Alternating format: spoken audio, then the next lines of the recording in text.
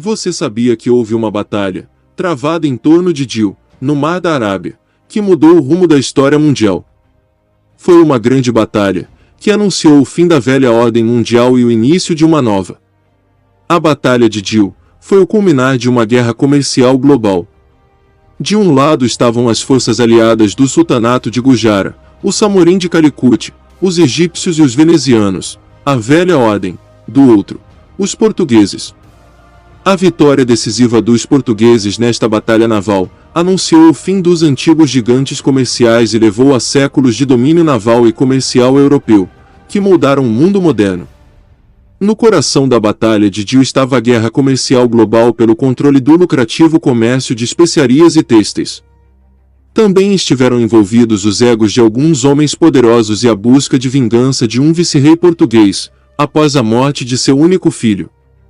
Para entender o que aconteceu, é muito importante olhar para a dinâmica do comércio de especiarias entre a Índia e a Europa, antes da chegada dos portugueses. A partir do século X, os comerciantes Malabar de Kerala e os comerciantes Bania de Gujara dominaram o comércio de pimenta e têxtil, respectivamente. Eles vendiam esses produtos famosos para comerciantes iemenitas, que por sua vez levavam esses produtos para o Egito e os vendiam aos venezianos. De lá, iria para o resto da Europa. Cada intermediário tinha muito lucro no processo. Por exemplo, a pimenta comprada em Calicut por 4 ducados, era vendida em Alexandria, por 25 ducados, mais de 5 vezes o preço inicial. Os mercadores venezianos então a revendiam em Veneza por 56 ducados e quando chegava a Lisboa, o preço da pimenta era de 80 ducados. Não é de se admirar que os portugueses estivessem tão desesperados para encontrar uma rota marítima direta para a Índia e eliminar todos os intermediários. O desembarque de Vasco da Gama e sua frota em Calicut em 1498, e sua tentativa de estabelecer ligações comerciais diretas, subitamente perturbaram o status quo, e logo houve uma reação. Instigado pelos mercadores muçulmanos Malabar, o Zamorin foi rápido em expulsar os portugueses de Calicut, e os Tugas foram ainda mais rápidos em encontrar um novo aliado, o Rasa de Cochin. Os portugueses logo começaram a vender abaixo de todos os outros. O Zamorin, o sultão de Gujara e os venezianos enviaram mensageiros ao Egito pedindo ajuda. A preocupação também era grande em Alexandria, pois os mamelucos tinham mais a perder, o comércio de especiarias com a Índia era sua maior fonte de receita. Finalmente, em 1505, os mamelucos decidiram enviar uma enorme armada naval à Índia para combater os portugueses. No entanto, eles não tinham muita experiência naval e tiveram que contar com a ajuda dos venezianos. Em 15 de setembro de 1505, uma grande frota composta por 1.100 soldados mamelucos, mercenários turcos e etíopes, artilheiros venezianos e marinheiros gregos, sob o comando do almirante Kurdo Amir Hussain al-Kurdi, partiu para a Índia. Após longas estadias em Jeddah e Hormuz, chegaram a Dil, 2 anos depois, em 1507. O governador de Dil naquela época era Malik Ayaz, um ex-escravo russo, que havia subido na hierarquia. Através de seus negócios astutos, ele transformou Dil em um importante porto comercial. Embora fosse esperto o suficiente para perceber a superioridade naval dos portugueses, ele não teve outra opção senão seguir as ordens de seu mestre, Mahmud Begada, o sultão de Gujara. Em março de 1508, as frotas navais conjuntas dos mamelucos e de Gujara lançaram um ataque à frota portuguesa ao largo da costa de Chau, em Maharashtra. Enquanto conseguiram afundar a nau capitânia portuguesa, enfrentaram pesadas perdas e tiveram que recuar para Dil. No entanto, neste encontro, Lourenço de Almeida, filho único de Dom Francisco de Almeida, o vice-rei português da Índia, foi morto. Enfurecido e aflito, Dom Francisco jurou vingança. Ele teria dito que quem comeu o frango também deve comer o galo ou pagar por ele. O que começou como uma guerra comercial, agora se transformou em uma saga de vingança. Dom Francisco até desafiou ordens do rei de Portugal, para entregar o cargo e retornar, antes de completar sua missão. Em 9 de dezembro de 1508, a frota portuguesa partiu para Dil. Eles atacaram primeiro o porto de Dabol em Konkan, depois sob os sultões de Bijapur. Eles massacraram todos os habitantes. Em seguida, saquearam o importante porto de Shaw e chegaram a Main, que até então estava completamente deserta por seus habitantes. Assustado com o que viram da agressão portuguesa, no Main, Dom Francisco recebeu uma carta reconciliatória de Malik Ayaz, pedindo desculpas pela morte do filho. Registros do período mostram que ele também se esforçou para acalmar o vice-rei português. Em resposta, o vice-rei escreveu: Eu, o vice-rei, digo a ti, honorado Malik Ayaz, capitão de Dil, e te faço saber que vou com meus cavaleiros a essa tua cidade, lançar a gente que se aí acolheram, depois que pelejaram com minha gente, e mataram um homem que se chamava meu filho, e venho com esperança em Deus do céu tomar deles vingança e de quem os ajudar, e se eles eu não achar, não me fugirá essa tua cidade, que me tudo pagará, e tu, pela boa ajuda que foste fazer a Shaw, o que tudo te faço saber porque estejas bem, sabido para quando eu chegar, que vou de caminho, e fico nesta ilha de Bombaim, como te dirá quem esta carta leva. Enquanto isso, em Dil, a frota mameluca e Guzerat foi reforçada por cerca de 70 a 150 barcos de guerra enviados pelo Samorim de Calicut, e também vários do poderoso Império Otomano. No entanto, havia diferenças amargas entre os mamelucos, os Gujaratis e os Malabaris. Quando a frota portuguesa chegou em Dil em 2 de fevereiro de 1509, Malik Ayaz recuou para o interior, deixando o almirante mameluco Amir Hussain para assumir o comando. No entanto, os mamelucos, que tinham muito pouca experiência em batalhas navais, tomaram uma posição defensiva entre o canal de água que separa a ilha de Dil e o continente. Isso foi um erro. A batalha começou às 11 horas, com tiros da frota portuguesa e gritos de Santiago. A artilharia superior portuguesa bombardeou a frota mameluca. O navio português Grande Rei colidiu contra a nau capitânia de Amir Hussain, inclinando a balança a favor dos portugueses. Hussain havia mantido os remos leves de Samorim dentro do canal, para atacar por trás. Mas os portugueses anteciparam-se a esta manobra e bloquearam o canal, pelo que a frota do Samorim não conseguiu sair e serviu de alvo fácil para a artilharia portuguesa.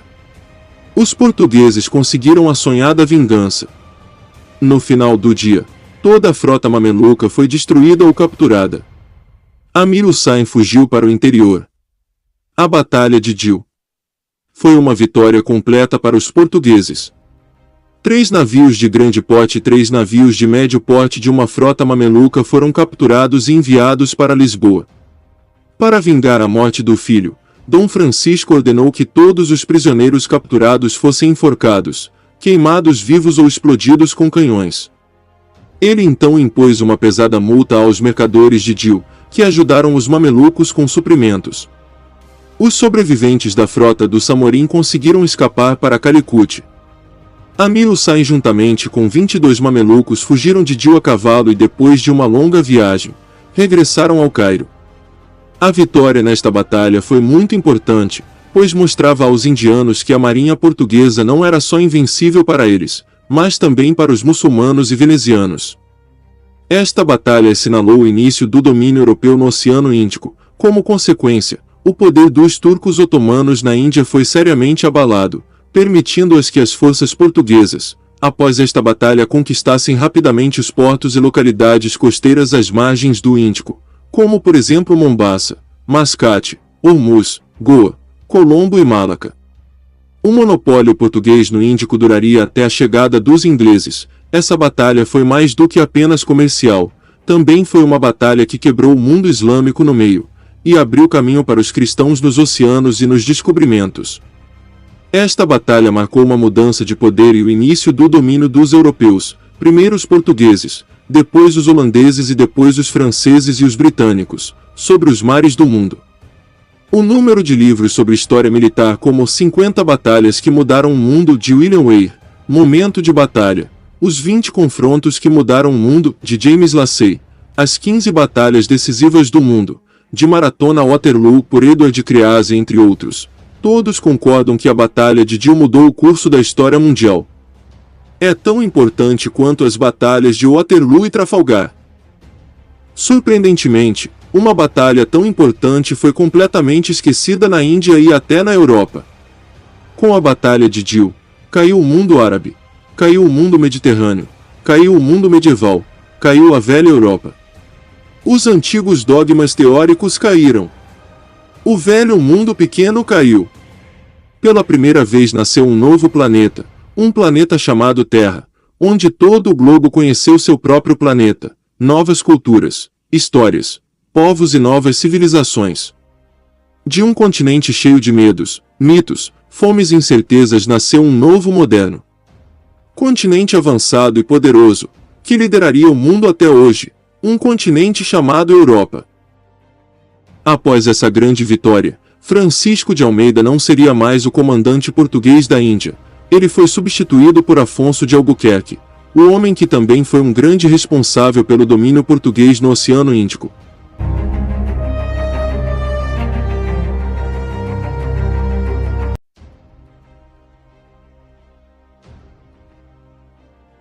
Afonso de Albuquerque, cognominado o Grande, o César do Oriente, o Leão dos Mares, o Terrível e o Marte português, foi um fidalgo, militar e o segundo governador da Índia portuguesa, cujas ações militares, religiosas e políticas foram determinantes para o estabelecimento do Império Português no Oceano Índico.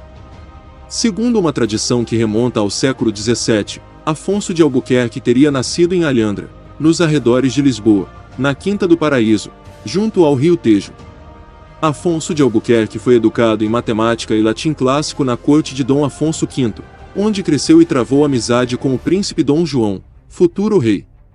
Afonso de Albuquerque serviu 10 anos no norte da África, onde adquiriu experiência militar. Em 1471 acompanhou Dom Afonso V nas conquistas de Tânger, Anafé e Arzila, onde permaneceu alguns anos como oficial na guarnição.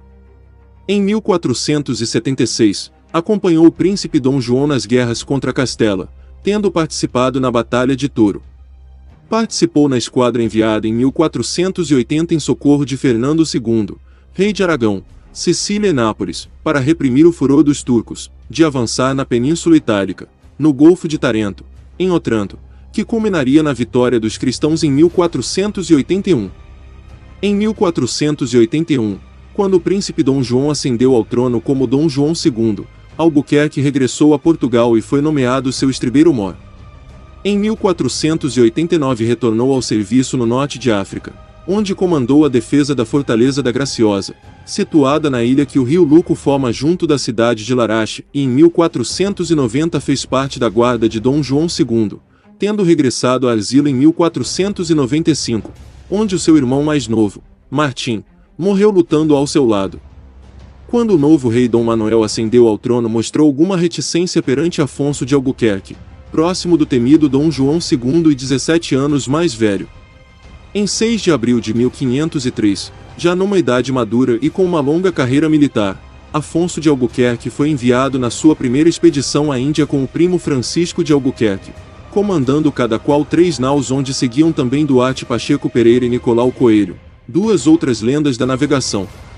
Participaram em várias batalhas contra Calicut, onde sucederam a garantir a segurança no trono ao Rajá de Cochin. Em retorno pelos serviços prestados, obtiveram a permissão para construir uma fortaleza portuguesa em Cochin, que seria o primeiro posto europeu na Índia e o ponto de partida para a expansão do Império no Oriente, estabelecendo relações comerciais com Colón. De regresso ao reino em julho de 1504, mais cheio de glórias que de despojo, Afonso de Albuquerque foi bem recebido por Dom Manuel. No início de 1506, após ter participado no delinear da estratégia para o Oriente, o rei confiou-lhe uma esquadra de 5 navios na armada de 16 navios chefiada por Tristão da Cunha com destino à Índia. Seguiam com o objetivo de tomar Socotorá e aí iniciar uma fortaleza, na esperança de fechar o comércio no Mar Vermelho, transportando um forte de madeira para apoiar os trabalhos iniciais. Afonso de Albuquerque seguia como capitão mor da costa da Arábia, e até Moçambique havia de ir debaixo da bandeira de Tristão da Cunha. Levava uma carta com a missão secreta, ordenada pelo rei, de uma vez cumprida a primeira missão, substituir o vice-rei Dom Francisco de Almeida, um homem poderoso e que avançou muitos empreendimentos português, principalmente em Dil, que terminaria o seu mandato 2 anos depois. Antes de partir, Afonso legitimou um filho natural nascido em 1500, e fez o seu testamento. Em 6 de abril de 1506 as duas armadas partiram de Lisboa.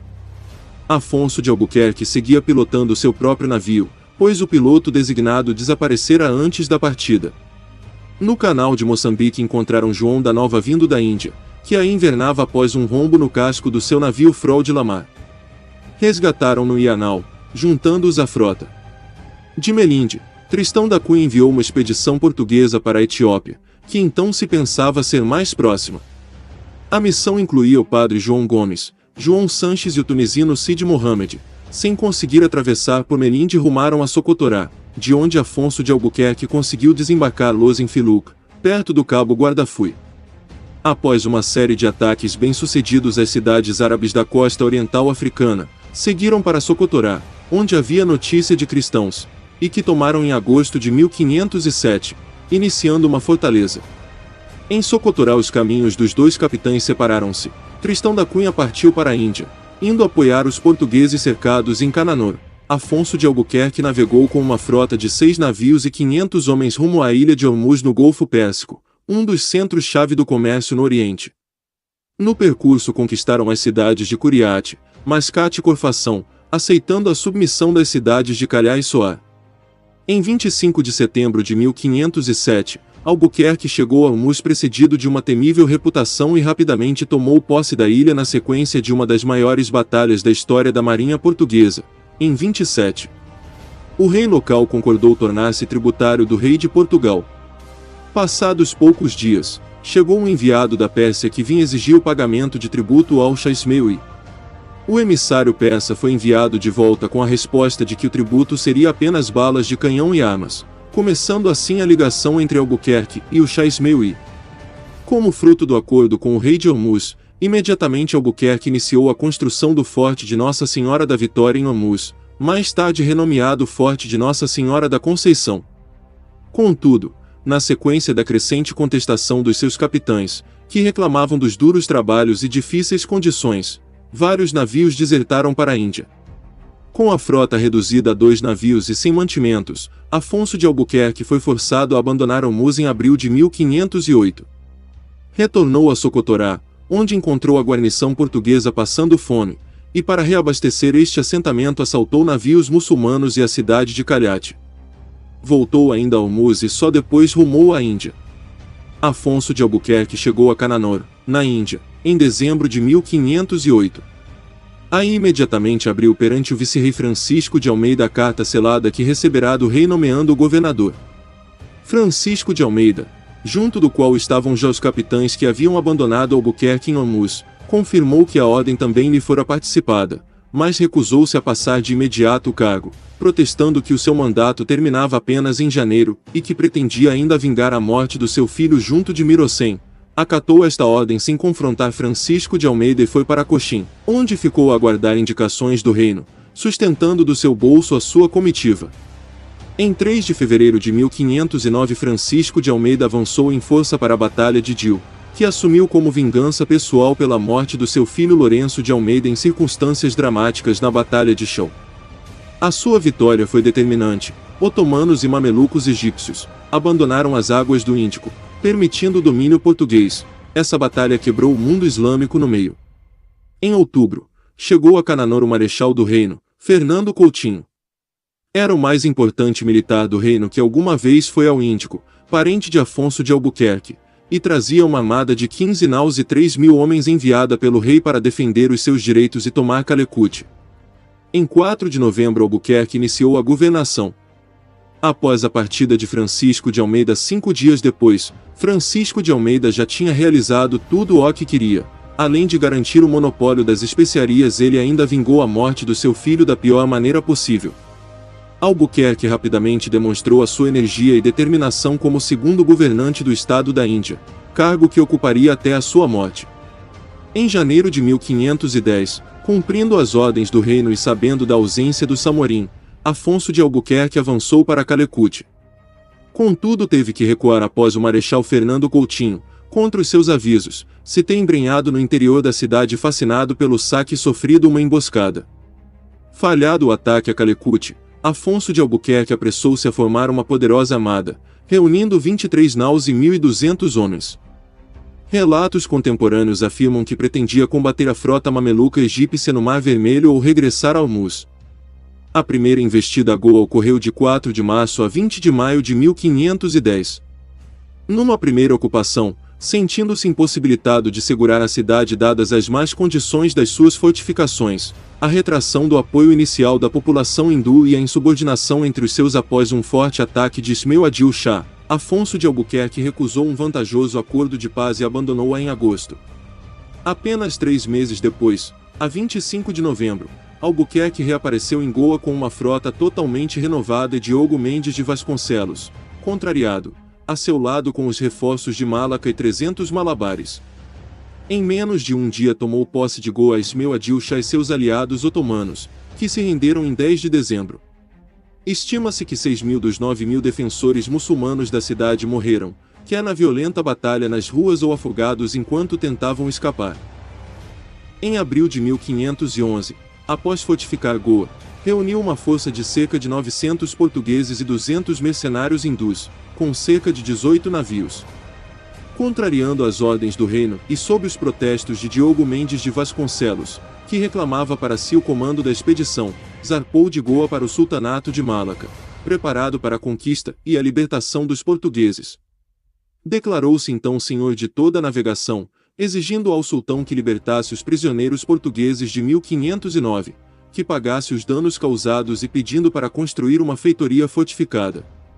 O sultão acabou por libertar os prisioneiros. É estimado que 20.000 homens defendiam a cidade, e os portugueses eram pouco mais de 900. Após uma feroz batalha, os portugueses tomaram a cidade e construíram uma fortaleza. Assim, os portugueses conquistaram o ponto mais importante do comércio no Oceano Índico, sendo que dali eles podiam ir para qualquer lugar. A carreira de Afonso de Albuquerque teve um final doloroso e ignominioso. Na corte portuguesa tinha vários inimigos que não perdiam a oportunidade de espicaçar a inveja do rei Dom Manuel contra ele, insinuando que pretendia a independência do poder na Índia. A sua conduta, por vezes imprudente e tirânica, serviu estes fins na perfeição. No regresso de Hormuz, à entrada do porto de Goa, cruzou-se com um navio vindo da Europa que trazia a notícia da sua substituição pelo seu inimigo pessoal Lopo Soares de Albergaria, líder do grupo que se lhe opuseram quando da substituição do vice-rei. O golpe foi demasiado para Afonso de Albuquerque, que morreu no mar em 16 de dezembro de 1515. Albuquerque tinha fama de indestrutível, pois sempre lutava nas linhas de frente e sempre se feria mas não morria em combate. Ele foi lembrado por sua lealdade a Portugal e uma vontade imensa de destruir o Islã, conquistar as praias da Índia e retomar Jerusalém. Afonso foi o homem mais leal ao reino de Portugal durante toda a era das grandes navegações. Sem ele o plano marítimo português talvez não tivesse saído do papel. Afonso sacrificou todos os últimos dias da sua vida, numa incansável luta pela glória de Portugal. As conquistas de Afonso foram de muita importância para Portugal, que por um longo tempo teria o monopólio das mercadorias da Índia, se tornando o primeiro império global da história.